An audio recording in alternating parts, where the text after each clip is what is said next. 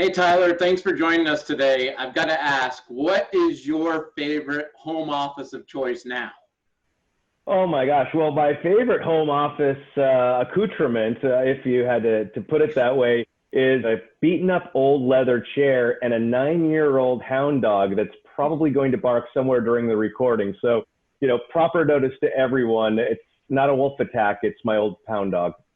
It is amazing, right? I mean, we kind of joke about it, but you work on your back porch, by the swimming pool, all these different places that, you and I are fortunate. We work from home a lot anyways, so we're kind of set up to do it. But talking with people, just amazing the different places they work from. But it certainly does not necessarily make it easy if you're an IT pro trying to enable these people working from home or remote work. What kind of challenges have you seen some of your customers ultimately work through, and even some of their plans that they have going forward? Oh my gosh, it is. It certainly is. Unique times, to say the least. And I actually have kind of gone back to an old quote. I remember Bill Joy, the co-founder of Sun Microsystems, saying, which is, "Radical change usually comes about through a series of gentle nudges."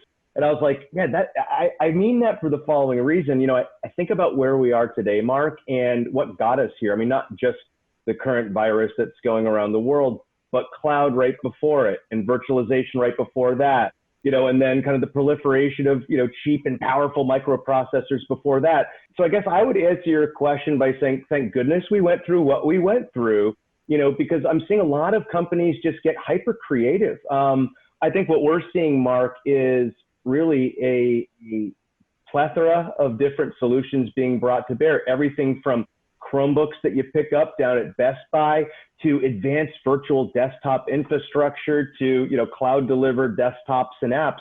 And so that's all cool. But now the really interesting question we're seeing people starting to ask is, now what? A billion per home, what now? Are you seeing that too? Definitely. It's kind of interesting. People are even showing us that they become more productive at home. And you absolutely hit the nail right on the head. It's not just one solution, right? People aren't going to deploy just a single solution that's going to solve the scenario for all their employees.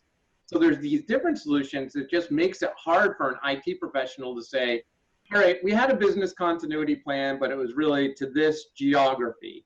We didn't have a global business continuity plan. Or we had maybe virtual apps and desktops, we had it to this kind of use case. Now they're looking for ways to really take it across the entire company. So what I like to say is, hey, the technology works, but the only constant is change, and therefore IT ultimately has to adopt to that.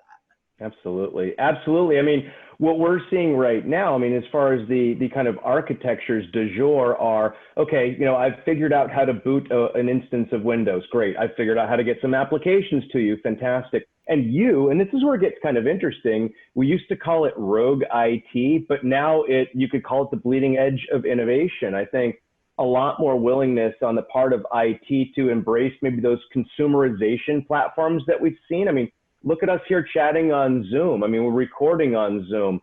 A huge percentage of my conversations take place on Zoom.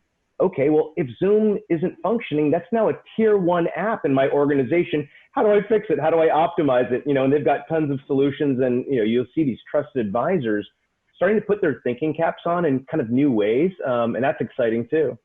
Yeah, no, I totally agree. Let's stay in touch. I mean, I think you and I have been around this for a long time, and it's super interesting to watch how, how creative companies are really getting to be able to, you're right, how do I enable collaboration, enable communication, but still be able to securely deliver, that kind of ultimate experience to an end user so they can get their job done as well. So thank you very much for taking the time. Keep the dog safe. I will. Never underestimate the power of milk bones, Mark. Milk bones and a good nap. But no, I appreciate the time. And yeah, let's keep it an ongoing conversation because there's only a billion of us, trying to figure this all out. Good deal. Thank you, Tyler. Thanks, Mark. Stay safe.